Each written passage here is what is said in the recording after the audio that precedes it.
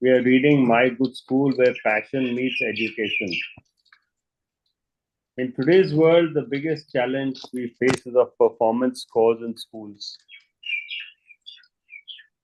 And time has come when we, honestly, if you ask me, we doubt the integrity of the performance scores. Getting 100% in so many subjects is quite a tall order.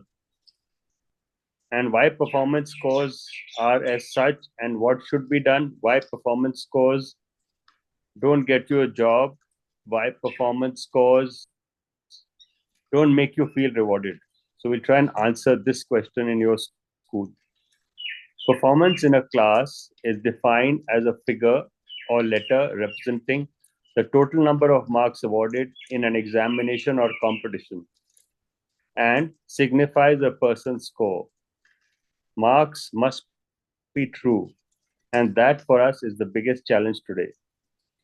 In our quest to encourage the student to perform or show that we as teachers are delivering better and to build the brand of the school where parents feel their students are delivering better, the marking system is used and I dare say abused.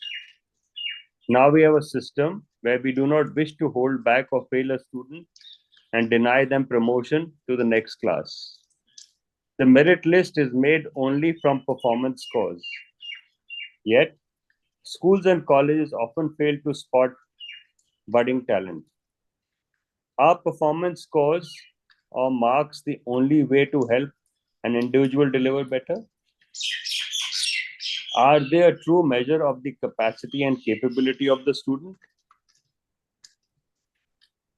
Two questions we'll try and answer. What is beyond 100% marks? That's the biggest challenge.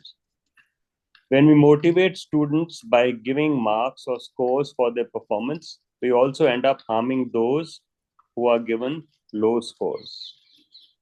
The losers in the marking system are perhaps many more than the winners. Yes, you are justified in saying that we do need a system or measure to judge performance, and marks are one such way to measure the learning outcomes in the individual.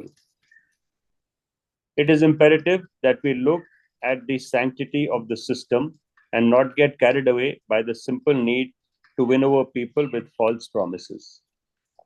During my travels and meetings with school heads, I had the opportunity to speak with one such educationist who was particularly honest in saying, we have to give marks to keep parents happy. If we are strict with marking, the student scores fall. Parents then feel that the school is not delivering. We have now gone a step ahead and have started publishing dubious listings and performance ladders for schools. The annual listing and the much awaited media hype and sensationalism is all harming the education process. Rather than helping it, good schools itself outshines the word, good work itself outshines the good word sold to us by media hype. We may come to the top of the mind recall by using the annual media listings. However, like a newspaper, the value of these listings is very short lived. At the end of the day, it is good work that will lay the foundation of growth and development of young people with character. Today, it seems to be business first, like the yawning gap between the haves and have nots. The alleged meritocracy is killing learning and doing more harm as it is often clouded with a business motive. A traumatized parent asked, some schools are liberal in giving marks while others are not. Will I not suffer on account of strict markings by my child's school? The hypothetical answer to this question is no student should suffer because of strict marking or benefit from lenient marking, as the marking scheme for all question papers in all major subjects, is being provided by the board, and the teachers are being directed to adhere to the marking scheme. However, to avoid such apprehensions, the CBSE also has undertaken a systematic collection, analysis, and moderation of evidence of assessment by analyzing sample answer scripts, anecdotal records, student portfolios, and teacher records. This exercise ensures that the school based assessment is of acceptable quality. Like the CBSE, the other national and state boards too have a policy and use various methods to correct the bias, if any. To err is human, and this is the anomaly that the challenge in itself. Whether the method of providing grades instead of marks is better way to one of those never-ending debates. What is imperative is that the assessment method should not be prone to mere individual value judgments. The National Foundation of Education Research tries to explain what do test scores mean. Many people will remember test scores from their school days, such as 7 out of 10 for a primary school spelling test or 63% for one of the secondary school exams. Such scores are readily understandable and are useful indicating what proportion of total marks a person has gained. But these scores do not account for factors such as how hard the test is, where a person stands in relation to other people, and the margin of error in the test score. As another example, in a school test such as a mathematics or English, we would not know how well the pupil is performing against national curriculum measures. Standardized scores are more useful measures than raw scores. The number of questions answered correctly, and these are reasons why such scores are normally used. The measure of the spread of scores is called the standard deviation. We do maths, so I'm sure you all understand what standard deviation is. And this is basically set for educational attainment and ability to test and for many other tests. This means that irrespective of the difficulty of the test, the students are given marks on a rationalized scale. This may help correct the individual bias in marking and is often preferred by the national and state level boards. Further, a practice of external examinations, the random testing, and other secure methods all aim to remove the human bias. While marks may be a means to encourage competition, they could also dampen the spirits of low scoring students. The teacher must carefully consider the method adopted and ensure that the marking is honest. If this be the only way to measure the performance of an individual, there are countless stories of individuals who get poor performance scores, but go on to succeed in life, become inventors, innovators, and bring about a revolution in thought. The human mind is very complex, and this performance measure is the biggest challenge and will remain one always. Another interesting debate asks, should standard test scores be used to evaluate teachers? How much to credit and blame teachers for student performance is an issue that continues to confound the education field. To what extent in each student's progress directly attributable to the teacher's efforts? What other factors can determine a student's success? Is there a way to measure each factor separately, including the teacher's influence? To clarify, we should focus on gains in the test scores, not end of the year scores. An estimate of how much the student has improved while in the teacher's class must take into account the fact that student starts at different levels, different points. We want to know how much teacher contributes to student growth during the time students are in the teacher's classroom. While such student achievements gain are imperfect measures, the same is true of all measures. The marks given by the teacher are sacrosanct and are perceived as the ultimate reflection of a student's ability. It is most important that the teacher be accountable and that their ability to reflect reflected in the child's performance. Perhaps the answer lies in giving due weightage to the performance of an individual as well as the ability of the teacher to bring about an improvement in the quality of learning and not just a measure of teaching efficiency in a classroom. If a teacher delivers a lesson and the child is supposed to comprehend, then I am sure both play an important role and will influence the final marks in the class. The Center of Learning and Teaching, Iowa State University, has published an interesting read on classroom assessment techniques. The simple way of assessing a person with marks is not the best method, but is widely used as it is the most practical, and teachers per se are supposed to have the moral authority to deliver the value judgments. If marks are the evidence of assessment, these must be transparent, and this is where we as teachers need to be very careful.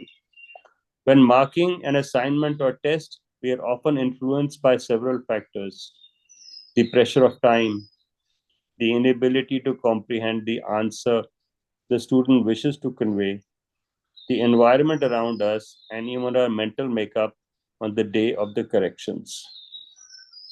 We have teachers here. I'm going to pause here. I would like one teacher to volunteer to come up, and I will read this paragraph again and ask for your thoughts. I would love to hear from you. When marking an assignment or test, we are often influenced by several factors: the pressure of time, the inability to comprehend the answer the student wishes to convey, the environment around us, and even our mental makeup on the day of the correction. Any thoughts? Any thoughts on this? Yeah. We have teachers here. I'd love to have a teacher here.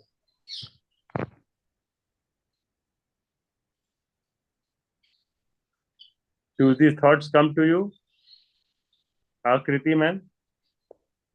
Do you get to mark assignment or Manisha, ma'am? Anurag, sir?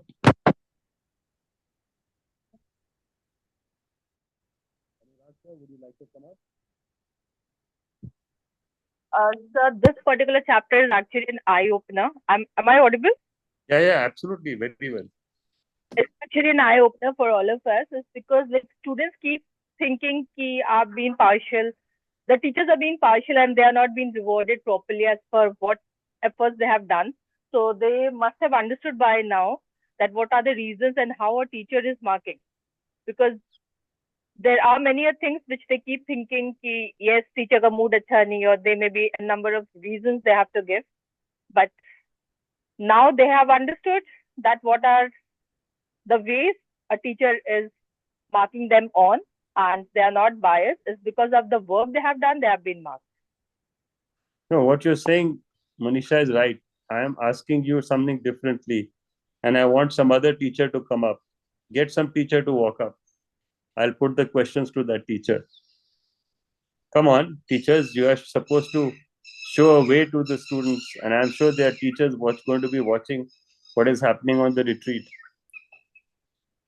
So Akriti is volunteering. So Akriti, this is a very interesting paragraph for a teacher to reflect. When marking an assignment or test, we are often influenced by several factors. Do you have the pressure of time? So not always, but sometimes we do. You have. The Sometimes we have a lot of activities going on our school. So sometimes we do get involved in other things and get less time. And children might think that teachers are not able to understand because they do sometimes because of the language barrier, the grammatic errors, and the sentence framing issues. They write in language which are not exactly correct, and we don't give them marks, but they sometimes come arguing with us, ma'am, we wrote right. Why didn't you give us marks? Some sort of issues. But these are some issues that we actually come across a lot of times. Does it happen to you that the mental makeup on the day of your correction influences you giving more marks and less marks depending on your mood? No, sir, I haven't come across this situation yet. You have to be honest. If you are stressed, if you are hard at work, Yes. if So you're I in haven't come pressure, across situation yet, and I sometimes you hope I may don't not be come the across most fair person to mark so on that that I moment. give extra marks Has or it happened deduct something any like marks that of to the you? student. So thank you, Akriti ma'am, and I'm glad you shared that you do have these challenges. I'm sorry about this disruption. So, when you mark in a school, and like Manisha said, that it often is an eye opener for many of us, that how marking is done, why marking is a challenge. So, from a student's point of view, when you get marks from a teacher, how do you feel? How any student wants to get up and say, yeah, yeah, come up, walk up and talk. Okay. When sorry. Uh, when we score good marks, then we feel good. When we score not that much good marks, then we think that this is our mistake or teacher's mistake. Sometimes our mistake, and then sometimes we think that teacher's mistake or teacher is uh, like cut our marks. There are many teachers who cut less marks, but they are cut more marks. Think,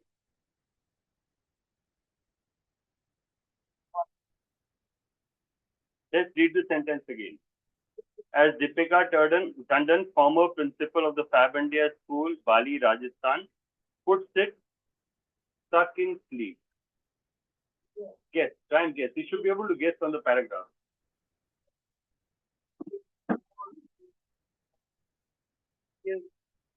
More hard work from our side. What else? Straightforward manner. Yeah. See, after this, what do you see after this word? What do you see after this word? It says, puts it, succinctly. So if you see the paragraph is indented. Why is it indented? Because that is what Deepika is saying. So when you are saying she puts it succinctly, it means she comprehends it well. She explains it well. That's what this word means. This is the struggle of today's system. Everyone thinks he or she is an educationist, but no one bothers to bring the enjoyment of learning to their students. The curse comes from the appraisals attached to money rather than appreciation in terms of recognition. Marks have a way to build certain documents for schools, but they tie us up in knots when it comes to following a methodology of awarding them. So see the challenge. How marks tie up in knots का मतलब क्या हुआ? जब आप किसी को गांठ में बांध देते हैं उसका मतलब क्या होगा? When you tie up a knot, confuse कर दिया, असमंजस में डाल दिया. When you tie up someone in knot, see the expression, see how the author is trying to give you new phrases.